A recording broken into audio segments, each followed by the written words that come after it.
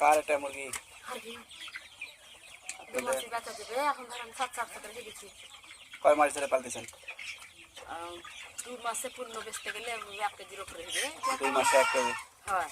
আর তারপরে যতদিন পুষবেন 2 KG 2.5 KG.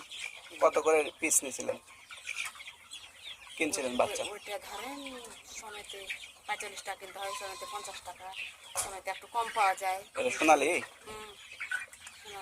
তো এই কয়টা আছে? 550। কয়টা মারা গেছে না? 7-8টা মারা গেছে। লাভ টাভ কেমন হয়? গরমের দিনে যখন কাম হয়ে যায় তখন মাছ চলে যায়, আর যদি 30-30 বছর পাওয়া যায় তখন লাভ হয়। লাভ হয় ভালোই। 500টা যদি পুষি তাহলে কয় টাকা লাভ হবে?